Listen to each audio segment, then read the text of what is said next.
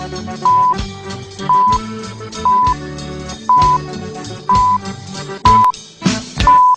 tio Pep se'n va muro, tio Pep.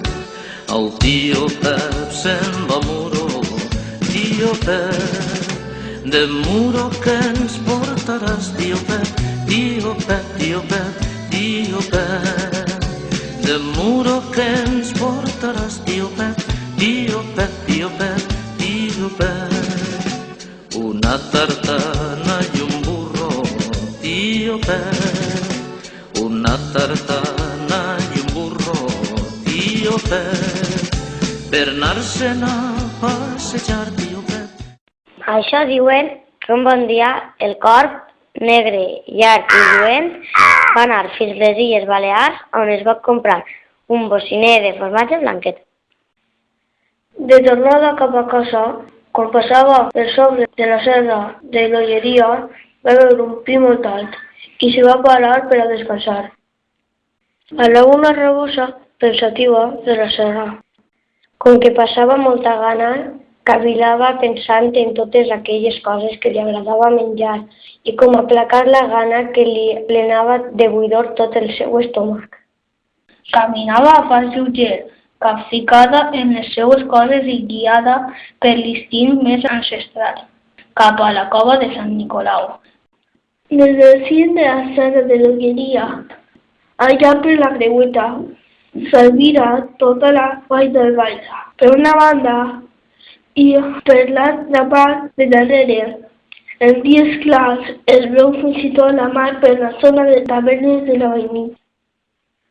Anant des de la Creueta fins a la cova, ben a prop de la cova, hi ha un desdoblament en dos camins, un que va cap a la cova i l'altre que se'n va cap a la Serra Grossa. Just en aquest encreuament hi havia dos pins alts i grans que governen el perfil a eixa banda de la muntanya. Precisament en el moment en què s'acostava la rabosa als pins, veu el corb, amb el bocinet de formatge al bec, parat a la branca dels primers arbres. La vaca se li feia aigua i li queia la bava. Aleshores va decidir acostar-se al corb i li va dir: «Hola, senyor corb, d'on ven?» El corb, recelós de la seva vianda, feia com si no la veiera. I de nou... «Escolta, m'han dit que els cors no sabeu cantar, que feu un soroll espantós en grallar». I aleshores el corb no s'hi va poder aguantar més i va esclatar de ràbia, cantant tan fort i tan bé com mai ho havia fet. Just en aquest moment, amb el cor concentrat en cantar i el bec obert de dalt a baix, li va caure el bocinet de formatge i la rabosa, ràpida com el llamp, el va agafar i se'n va engollir.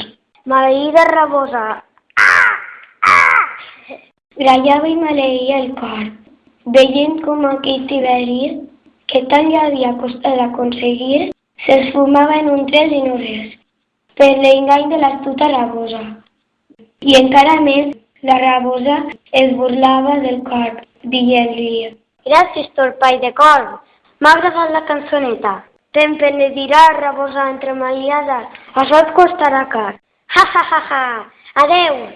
I ve aquí que el corb es va quedar amb un pam de nassos, enfadat i famolenc, tant com ridiculitzat i impotent.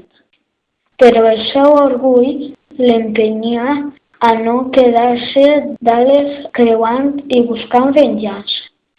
I així és com, un bon dia, ben empolainat, va tornar al pi de l'encreuament, que va a la cova de Sant Nicolau, i va esperar pacientment que passara per allí la rabosa.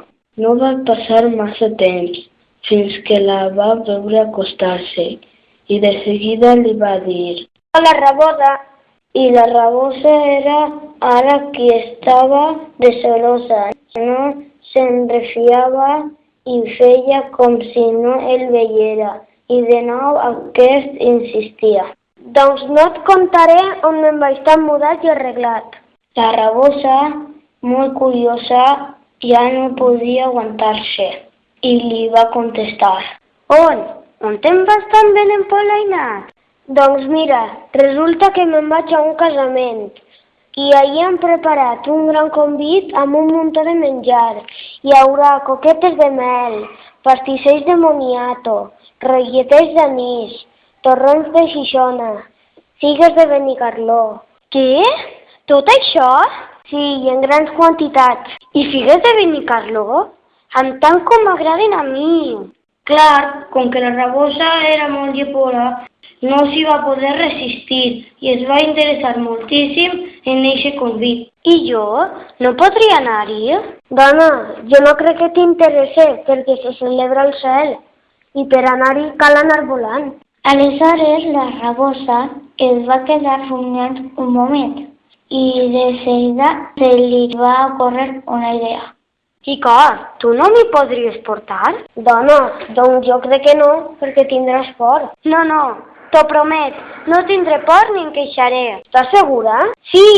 Va, doncs puja i agafa't ben fort. Així fou, com la rabosa va pujar damunt del corb i va començar a volar cap amunt.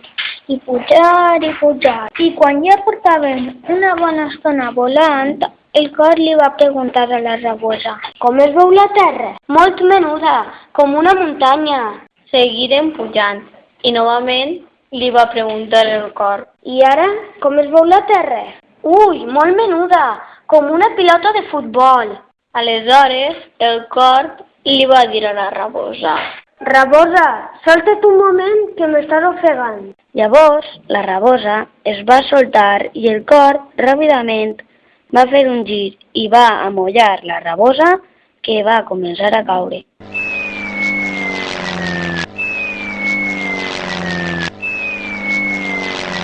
I la rabosa veia com la terra anava acostant-se ràpidament, molt ràpidament, i va començar a cridar: Fugiu, moreres! Fugiu, pedres! Que quan aplegue us esclafaré! Fugiu, que us esclafaré! I això fou l'última vegada que van sentir la rabosa. I contada la rondalla, acabada la rondalla, i qui no s'alce segur que el cul li va d'allà.